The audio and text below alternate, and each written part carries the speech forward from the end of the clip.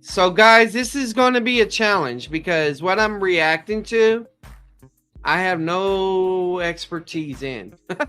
So, I was asked to react this. I was blessed, you could say by monetary blessing, to take on this challenge.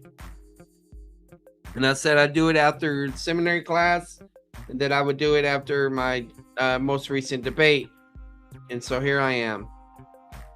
So with that said, I'll share my screen, and I'm going to show you how to study something that you don't know anything about. All right. So with that said, I'm going to pull up a document. Let me stop sharing my screen just for a minute.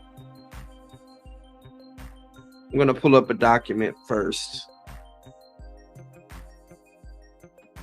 This stuff is like foreign to me, and so I'm going to have to use all kinds of tricks to understand it. So this article is called Family Trees Tracing the World's Ancestors. Okay. And we'll see if this works.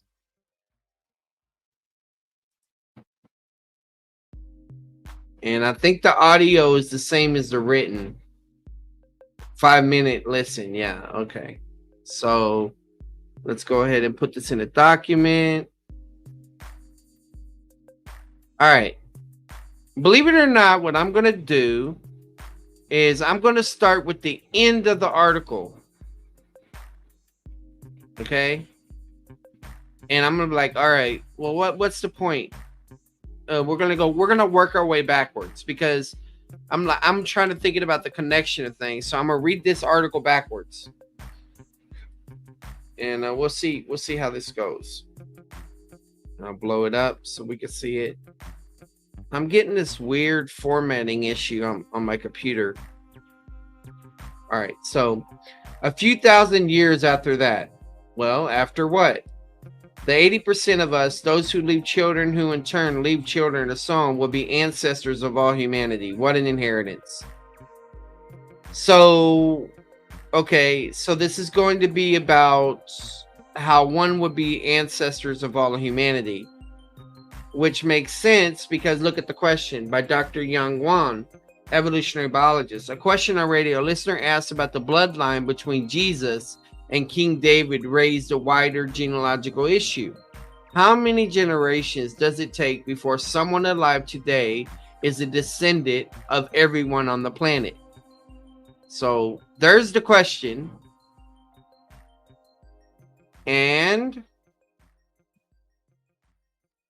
a few thousand years after that, 80% of us, those who leave children, who in turn leave children, and so on, will be ancestors of all humanity. What an inheritance. So there's the answer. Now, how did he come to the answer? Let's go to the previous statement. And so we got to connecting to the previous idea. So this is probably not going to solve everything. And one can, of course, project this model into the future. What model? We got to see what model's being talked about. 2, the math tells us that in 3,000 years, someone that's alive today will be a common ancestor of all humanity. Well, that answers the question too. So tells us that someone alive today. So someone. So the difference is in the amount of people. Looks like someone versus 80% of us. That seems to be the distinction there. Okay. Let's back it up a little bit. So it's asking the question, how far do we have to go back to find the most recent common ancestors of all humans today? So here's the question. Again, estimates are remarkably short. So he's answering it for us. We don't have to go that far back, according to this. Even taking account of distant isolation and local inbreeding, the quote figures are 100% or so generations in the past. Of merely 3,000 years. Okay. So the point is that the world is, let's just say it's 6,000 years old, right? Maybe 10,000. We'll just go with 6,000 for working purposes. All you got to go back is 100 generations 3,000 years ago, according to this. So that would take us to 1,000 BC. Um, something like that. Let's see where he goes with all that. What about the wider ramifications? Well, wider ramifications of what? We'll see in a minute. It says a single immigrant who breeds into a population has roughly 80% chance of becoming a common ancestor. So it's saying that there's an 80% chance that if you're an immigrant, meaning you're not originally from that country, then there's a good chance of you becoming a common ancestor eventually, based on the 80% chance. A single interbreeding event in the distant past will probably, therefore, graft the immigrant's family tree onto that of the native population. So, in other words, if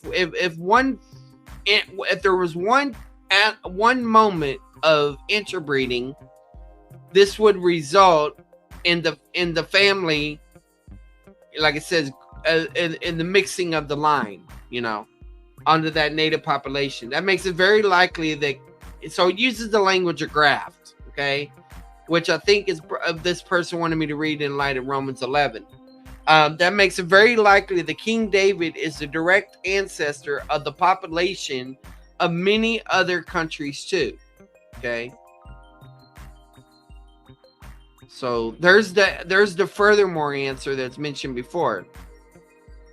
Okay, so what about the wider ramifications? Then it says reductions of population caused by events such as Assyrian invasions. In other words, when people died, will have produced more inbred family trees and shortened the number of generations needed to reach a common ancestry. That's why I'm going backwards. That's why everyone alive in the Holy Land at the time of Jesus would have been able to claim David for their ancestor. But that didn't mean they could claim to be the Messiah, though. Apply that to the case of King David. Well, apply what? Well, what we're talking about. According to this model, what model? We still got to talk about the model. He would be a common ancestor of the whole population of the Holy Land somewhere between 20 and 35 generations after his life. Okay? That's even without Solomon sowing his seed so widely. All right, so now we got an image idea, caption. We don't need that. We don't need image source, image caption. Advances in DNA. So this is about DNA, according to him. Allow us to detect shared genetic ancestry. In fact, about 80% of the people at the time in the past. So here's this number 80% again. I don't know if it's the same as the previous 80%. In fact, about 80% of the people at the time in the past will be the ancestors of everyone in the present. Okay. That seems to be a restatement of what's going on. The remaining 20% are those who have no children, of whose children have no children, and so on. In other words, people who were genetic dead ends. Okay. So if I split my screen, look at the comparison here between these two ideas. A few thousand years after that, after what? That someone will project this model to the future to match us that in 3,000 years, someone Elijah will be a common ancestor of all humanity. A few thousand years later, 80% of us will be ancestors of all humanity. Okay? And I'm wondering if this 80% up here is going in here. And okay, yeah, it is. Because look, he's arguing for the advances in DNA. So this is probably related to the model. Applying that to King David's situation, and here's the results. Okay. All right. All right. If you go back on average, so we're still talking about tracing something back. 1.77 times further. Again, 35 generate. Everyone in the population have exactly the same set of common ancestors, although they will be related, of course, or different routes in the different family trees. If people in this population meet and breed at random, it turns out that you only need to go back and average 20 generations before you find an individual who is a common ancestor of everyone in the population. This article keeps repeating itself. Okay, I'm seeing that phrase, before you become the common ancestor of everyone in the population. Okay, more specifically, imagine Shipley's population of constant size, say 1 million, approximate size of the Holy Land at the time of Jesus. Constant size, population. Okay. Even so, by that time, you will have collected a large number of people in your ancestry. So you're collecting a large number. So it's not surprising any two people in any one country probably won't need to go back many generations before finding a common ancestor. But as your family tree increases thousands upon thousands, you will inevitably find many obscure branches that have interbred. That's when the numbers start tailing off. Okay. You are unlikely to be the product of inbreeding between recent ancestors. So initially, your increasing ancestors will indeed be exponential. In short, we seem to have too many ancestors. Okay. So now I got an idea where he's going. So let's start from the beginning. How many generations does it take before someone alive today is descended to everyone on the planet? Listeners to the More or Less program Radium 4 have been challenging me to answer any fiendish question they could throw at me. All right, so let's just eliminate the information as we go. A question about Jesus' genealogy was rather interesting, and the answer has astounding ramifications. This is just my psychological way of saying I'm reading it and understanding it and going along the way. The Bible says Jesus was the descendant of King David, but with 1,000 years between them, and since King David's son Solomon was said to have about 1,000 wives and mistresses, couldn't many of Jesus' peers in the Holy Land claim the same royal ancestor?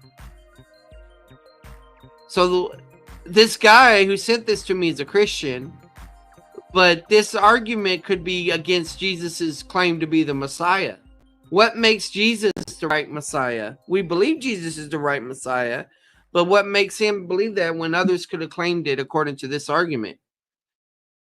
Theory tells us that not only would all of Jesus' contemporaries be descended from King David, but that this would probably be the case even if a Solomon had been into monogamy. In other words, what he was saying earlier is you don't even have to count Solomon and all the times that he slept with other women. You can count this number from King David alone. Okay? We can make this sort of prediction because over the last 15 years or so, these ideas have been studied as part of the research into understanding patterns in our own genome. The most successful approach has been to go backwards in time, taking a sample of people and imagining the pattern of inheritance in their ancestral family tree. When applied to and what it's talking about inheritance, it's talking about genetic inheritance. When applied to the question of who is descended from whom, the results can surprise even the professionals. That's because geneticists normally study biological information, DNA, that people inherit from just one of their parents. Okay? Just like a surname or the male lines of descent quoted in the Bible, these generate lineages that shrink or expand rather slowly. That's why we expect the proportion of Smiths in the phone book to fluctuate only a little from decade to decade. The surprise comes if we look at an inheritance from both parents. Here the numbers change drastically as the generations go by. For instance, we have 2 parents, 4 grandparents, 8 grandparents, and so on. Each generation back, we multiply the number by 2. This leads to what is called an exponential increase. 2, 4, 8, 16, 32, 60, 128, 256, 512, 10, 24, and so on. It is not long before we hit huge numbers. Take the specific case of Jesus and King David. The number of generations between them is at least 35. Luke lists 42 generations down the male line, and Matthew gives an incomplete list of 27. Okay, we don't need the picture. Jesus would have had more than 34 billion potential ancestors.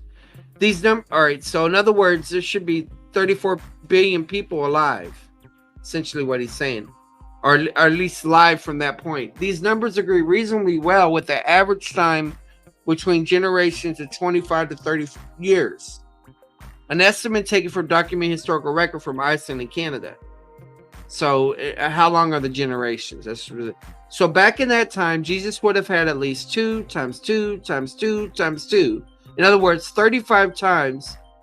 In other words, 2 to the 35th power, or more than 34 billion potential ancestors. That's far more than the total population of the world, of course. This is a good illustration of what's been called the genealogical paradox. In short, we seem to have too many ancestors. The solution is that we have to take inbreeding into account. Many of these ancestors were duplicates. The same person can be found through multiple routes in the family tree. Okay, that makes sense. You're unlikely to be the product of inbreeding recent ancestors. So initially, your increase in ancestors will indeed be almost exponential, but then it tapers off. But as your family tree increases to thousands upon thousands, you will inevitably find many obscure branches that have interbred. That's when the number starts tailing off. Even so, by that time, you have collected a large number of people in your ancestry. So it's not surprising that any 2 people in any one country probably won't need to go back many generations before finding a common ancestor.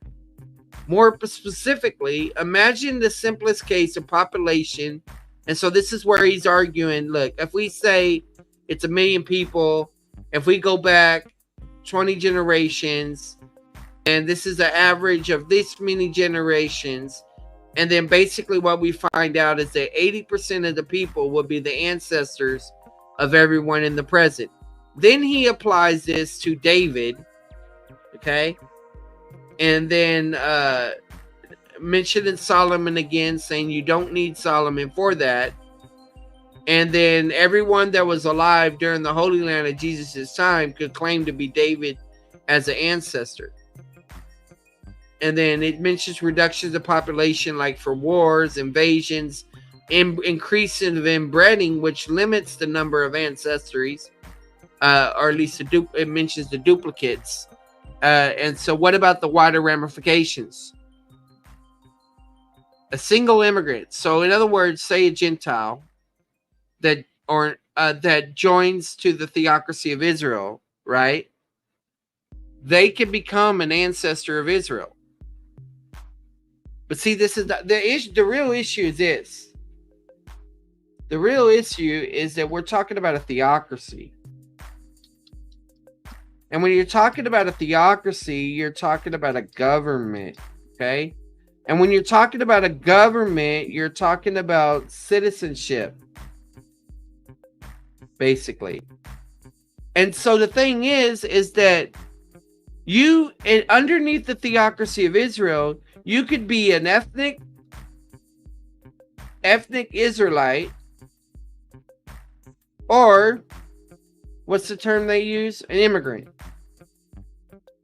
There's other words, but you could be an ethnic Israelite, whatever that means, even though it's a relative term, according to this argument. You could be an ethnic Israelite or immigrant and have citizenship in the theocracy of Israel. So, by that standard, these Gentiles become Israel. I'm going to say Israelis. Some people don't like that term. Okay. Hey, Cole. So what this guy is trying to do, he's an amillennialist. And so I don't believe in the covenant promises and other things like that. He's free grace at least, so that's good. But essentially what he's trying to do is he's trying to say arguments like Romans 11 and other passages like that don't work because it talks about the grafted in. And if an immigrant is grafted in, then basically what he's trying to say is that it does away with ethnic distinctions. And even if people are related genetically, through ancestry, it doesn't mean they're related governmentally. And what's significant about that is when we're talking about the nations or the Gentiles, a lot of times the word ethnos and goyim refers to the nations. And nations could be composed of people that are made of various ethnicities. And so I think what's going on is it's nation versus nation. So God gives a promise to a nation. That's a theocracy. And then the other nations, which we typically call Gentiles, is what's in play. In the kingdom, what's going to happen is that the theocracy of Israel is going to be in charge, and the nations are going to be held accountable to Christ during that time. In the church age, you don't have a theocracy. There's no theocracy, and there's no nations in that sense. What we have is people that are able to trace their ancestry, or they say they could trace their ancestry to being ethnic Jews, for whatever that is. And you got people that say, no, I'm more of a Gentile or whatever. But regardless of that, you're not talking about nations. That's the issue. The church is not a nation. And so these distinctions in Romans 11 deal with nations. They're not dealing with the church. And so that would be my initial answer to that. I'm going to look at the comments and see what's going on.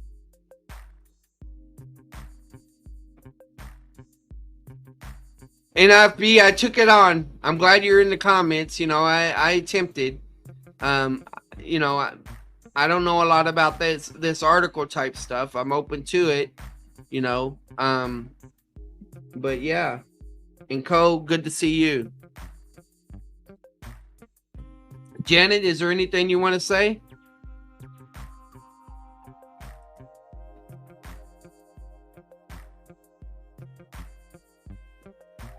No, I guess Janet the ones. I am a descendant of Jacob. You are a descendant of Jacob. Okay. You're physical Israel, but you're not theocratic Israel. That's the point. If you claim you're physical Israel or physical Gentile, it doesn't matter. You're not the theocracy of Israel. That's the big issue.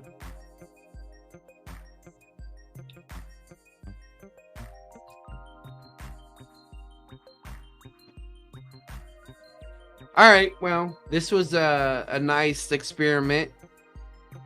I'm gonna go ahead and land this plane, especially since my wife is preoccupied. So before 1947, no one was Israel. Hold on.